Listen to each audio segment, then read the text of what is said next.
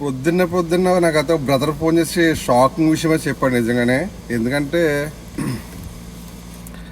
అరాబింటికి వెళ్ళి మనం డబ్బులు తెచ్చి కడతాం. చాలామంది ఇంట్లో పనిచేసుకునే వాళ్ళకి, వాళ్ళ ఇంట్లో డ్రైవర్ లేకపోతే వాళ్ళ ఇంట్లో కొంతమంది డ్రైవర్లు అరాబీ వాళ్ళు చెప్పకుండా ఏం చేయరు.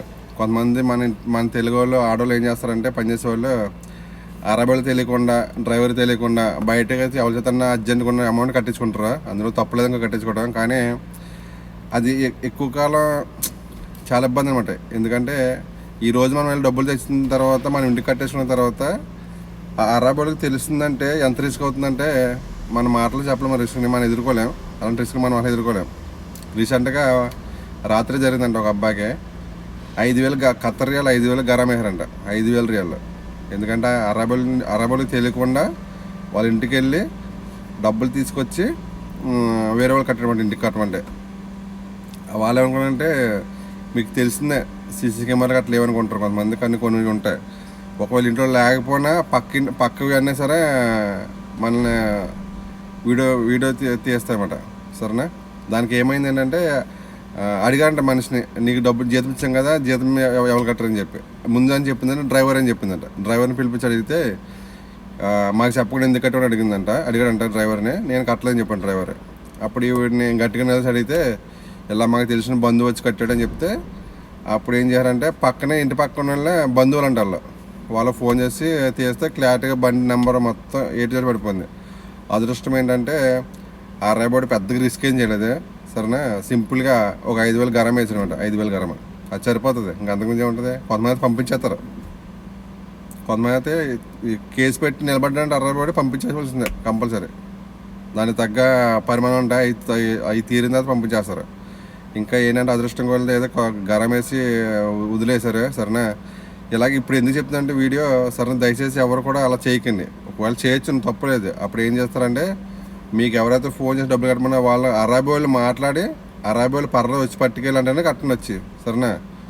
99% 100% డ్రైవర్ కట్టించుకుంటారు. లేదంటే అరాబీలు తీసుకెళ్తారు. ఒకవేళ డ్రైవర్ లేకపోయినా, లేకపోతే అరాబీలు కొద్దిగా బిజీగా ఉన్నా పర్లేదు, రమ్మంటారు, వచ్చి పట్టుకెళ్ళమంటారు. ఇలా మా అన్నయ్య, మా తమ్ముడో, లేకపోతే మా బంధువులు అని చెప్తే పర్లేదు. అది కాకుండా అరాబీలు తెలియకుండా సరేనా కట్టడం అంటే చాలా తప్పు. సరే, నేను రీసెంట్గా కూడా కట్టాను. సరే, నాకు 4,000 రియాలు. సరేనా? ఇప్పుడు కూడా గుండె దడదలు ఆడుతుంది. రీసెంట్గా కట్టాను నేను. ఇంకా కట్టాలి డబ్బులు. ఇంకొక 2-3 ఫోన్ చేసి కూడా నాకు అవి కాకుండా మొన్న కట్టిన దానికి గుండె దడదలు ఆడుతుంది. మళ్ళీ ఇంకో 2,000 కట్టాలి వాళ్ళకే. మళ్ళీ ఇంక ఇద్దరు ఫోన్ చేశారు, డబ్బులు కట్టని అని చెప్పి. నాకు తెలిసిన నా బ్రదర్ అయితే పొద్దున్న ఆర్డర్లు కూడా పెట్టాడు. 2 ఆర్డర్లు పెట్టాడు. ఎలా బాగాలేదు, అసలు ఎలాంటి చేయొద్దని చెప్పి.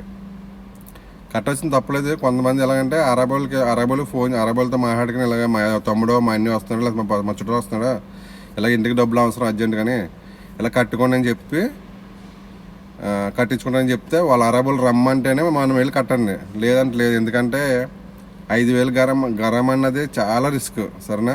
మనం ఎక్కడ తెచ్చి కట్టాలి?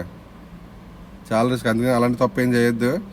ఒకవేళ ఎవరైనా ఫోన్ చేసి డబ్బులు కట్టమంటే అరాబీలు తెలిస్తేనే వస్తానని చెప్పండి, క్లారిటీ ఓపెన్గా. సరే, మొగమాట వద్దు. తర్వాత మనకి ఏదో సాధిస్తారు కదా, దానికోసం కూడా ఆశపడద్దు. సరేనా? ఎందుకంటే ఎంత రిస్క్ అంటే అంత రిస్క్.